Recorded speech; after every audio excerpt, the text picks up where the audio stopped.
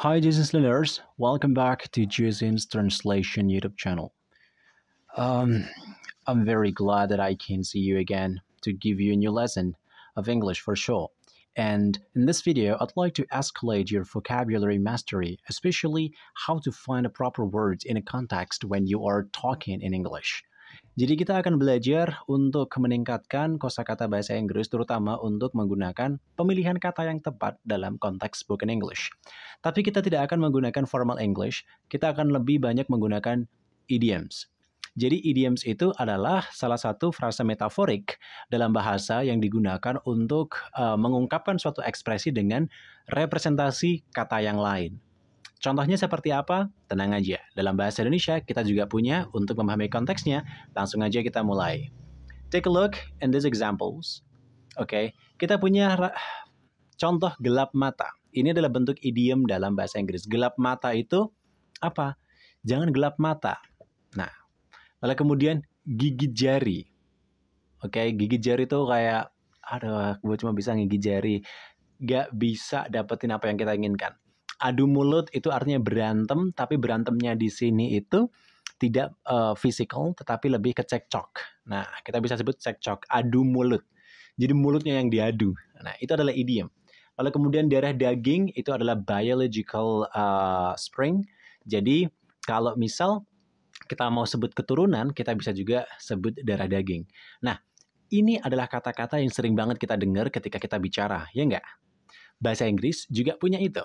Dan kita akan berikan kalian 20 idiom bahasa Inggris yang sering banget digunakan oleh native speaker, sehingga kalian juga bisa mempraktekannya. Trust to me, it works. Lalu kemudian selanjutnya, kita mulai dari sini. Ada kata on the ball. Oke, jadi on itu pada, lalu kemudian ball itu artinya bola. Nah, bola di sini dalam konteks literaturnya merepresentasikan sistem. Oke, jadi on the ball itu bisa kita sebut sebagai karena stick on the system, kita bisa sebut waspada. Atau cautious. Nah, seperti ini, waspada. Atau kita juga bisa sebut aware. Dua kata ini merupakan kata lexem atau kata yang bisa kita ambil dari kamus. Tetapi untuk membuatnya lebih natural dalam spoken English, kita sebut sebagai on the ball. Contohnya adalah Rawapolo Village is alert at the thief. The watchman and some teenagers are on the ball and keep watching out around every night. Kampung Rawapolo sedang mewaspadai pencuri. Hansip dan beberapa pemuda waspada dan mengawasi sekeliling. Coba perhatikan di sini, watching out around. Nah, ini merupakan bentuk phrasal verb juga. Watching itu melihat tapi dengan intens, ya menonton intens. Out itu melihat ke arah luar. Around itu bersekeliling. Maka kita bisa gabungkan konteksnya ini menjadi apa? Mengawasi. Ini adalah salah satu contoh cara membuat frase, kosakata, ekspresi kalian lebih natural, how to sound more native. Lalu kemudian selanjutnya, hanging in the balance. Jadi hanging itu artinya menggantung, in di dalam, balance keseimbangan. Jadi menggantung di dalam keseimbangan artinya adalah unpredictable. Unpredictable. Contohnya, keep your healthy lifestyle. The health is hanging in the balance. Jaga gaya hidupmu, kesehatan itu tidak terprediksi. Mudah. Kemudian selanjutnya di sini, perhatikan, ada kata have a ball. Nah, lagi-lagi kita punya kata ball. Nah, ball ini karena kita asumsikan bahwa kata ball ini merujuk pada analogi sistem. Have memiliki sistem, bisa kita sebut di sini karena udah autonomous semuanya, bekerja dengan baik, berlancar semuanya, maka have a ball here kita artikan excited. Nah, kita tulis excited, happy, what else? Glad, artinya sama. Bahagia. Or here like maybe pleasant. Nah, kita juga bisa tulis begini. It's okay. Pilih aja yang menurut kalian enak. Tetapi somehow ini adalah synonymnya. Contohnya, Fitria had a ball to see all of her friends come over her birthday. Fitria bahagia sekali melihat semua temannya datang ke pesta ulang tahunnya. Lalu kemudian selanjutnya on the ball. Nah, tadi the ball merepresentasikan apa? Mewakili system. On di sini tadi juga sudah ada. On di sini artinya pada atau rely on something, bertumbuhan pada. Nah, on the ball di sini bisa kita sebut juga sebagai respon tanggap atau quick response. Oke, contohnya, in the debate competition, each group has been trained to be on the ball toward the questions. Dalam lomba debat, setiap kelompok dilatih untuk menanggapi pertanyaan dengan tanggap. That's it. You can say like on the ball. Selanjutnya, perhatikan di sini as blind as a bat. Blind di sini artinya buta, sebuta apa? A bat, kelelawar. Seperti yang kita tahu, kalau misal kita lihat kelelawar, matanya itu sipit kecil dan seperti halnya kayak nggak cukup cahaya, ya kan? Untuk bisa melihat, tetapi kan kelelawar itu kan hidupnya di malam hari ya. Oke. Nah, dengan kata as blind as a bat here, kita memberikan analogi bahwa vision. Bat itu kita analogikan dalam bentuk vision atau penglihatan. Apabila kita sebut as blind as a bat, artinya tidak bisa melihat. Vision or eyes. Enak begini. Artinya, I can't be as blind as a bat without my glasses. Aku tidak bisa melihat tanpa kacamataku. It sounds more natural, you know? That's cool. All right, then the following. Take a look in here. Recharge one's batteries. Okay, ada beberapa konteks arti dalam recharge one batteries. Recharge itu artinya mengisi ulang. Batteries itu merepresentasikan apa? Strength. Kekuatan atau energi, tenaga. Maka apabila kita sebut recharge one's batteries, ya analogikan aja kalau misal some toys has run out of the batteries, what happened? It doesn't work. It's such a lemon. So, we can say recharge one batteries like recharge the energy. Melakukan kegiatan untuk mendapatkan stamina baru atau kita bisa juga artikan olahraga, train, do sport. Contohnya, his weight is touching 70 kilograms. He requires to recharge his batteries. Berat badannya mencapai 70 kg, dia butuh olahraga. Itu. Lalu kemudian, selanjutnya, be my guest. Oh, ini sering banget. This is a part of the exclamation. Dan exclamation ini artinya jangan ragu-ragu. Udah, jadi tamuku. Feel like home. Oke? Jangan segan. Use my car if you really need it. Be my guest, man. Gunakan saja mobilku bila benar-benar sedang dibutuhkan. Jangan segan-segan. Be my guest. It sounds cool. All right. Then the following here. Spill the beans. Spill itu artinya itu mengupas. Iya kan? Beans ini sebenarnya tidak memberikan representasi apapun. Ya, kecuali mungkin dari teksturnya. Dalam konteks penggunaan literaturnya, kata beans ini sering banget kita upayakan atau kita wakilkan dengan konteks rahasia or something that it absorbed. Maka kalau misalnya kita ungkapkan spill the beans, kita bisa katakan membocorkan rahasia karena kita mengupas apa? Permukaannya. Contohnya adalah don't tell him your problems. He usually spill the beans to everyone. Jangan beritahu dia masalahmu. Dia biasanya membocorkan rahasia ke orang lain. You can say spill the beans. Lalu kemudian selanjutnya, ring a bell. Nah, ini menarik.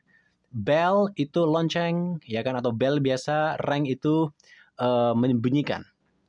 Nah, ring itu karena membunyikan kita mencoba untuk menciptakan suara. A bell itu digunakan atau functioning sebagai pengingat atau penanda informasi. Apabila kita gunakan ring a bell, mengingatkan kepada sesuatu atau seseorang. Misal nih, kamu nggak ketemu sama teman kamu, tiba-tiba teman kamu ngomongin soal gebetannya. Oh, oke, dia ya. Oke, it rings me a bell. Jadi, topiknya itu mengingatkanmu pada seseorang yang ada di masa lalu, gitu. Nah, itu konteks dari rings a bell. Contohnya adalah the novel titled Ayah.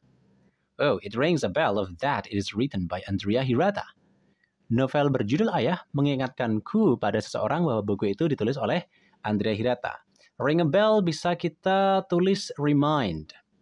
Nah, kosakatanya seperti itu.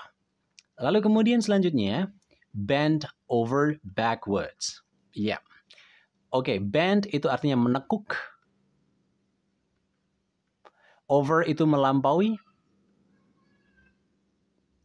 atau melewati atau lebih. Backward itu ke belakang. Oke. Nah, karena di sini ada kata menekuk lebih ke belakang, seperti kalau misal kita lagi mencangkul, itu seperti apa sih? Ya kan, kita tekuk punggung kita gitu kan.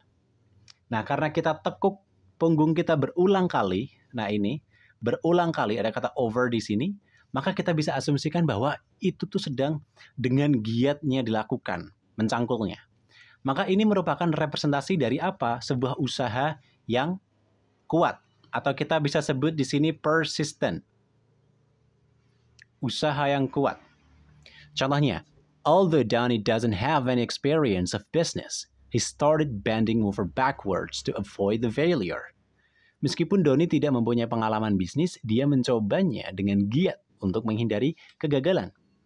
You got it. That's good. Lalu kemudian selanjutnya, give one the benefit of the doubt. Give artinya apa? Memberi. That's good. One itu kita representasikan seseorang. The benefit, untung. Of the doubt, ini keraguan. Oke. Kalau dalam konteksnya kita artikan mempercayai kebenarannya meski belum jelas. Alright. Nah, memberikan seseorang keuntungan dari rasa ragu. Contohnya begini. She's not sure that Qona'ah was telling the truth but gives her the benefit of the doubt. Dia tidak yakin bahwa Qona'ah mengatakan kebenarannya, namun ia mempercayainya meski belum jelas. Okay? Everything still foggy. Foggy itu berkabut, belum jelas. Nah, itu juga representasi. Selanjutnya, second best. Okay? Atau tidak sebaik yang diharapkan. Second best itu sebenarnya, best itu kan udah optimal, maksimum. Tapi kalau kita ungkapkan menggunakan second best, ada di runner up, itu artinya belum maksimal. Atau out of our expectation.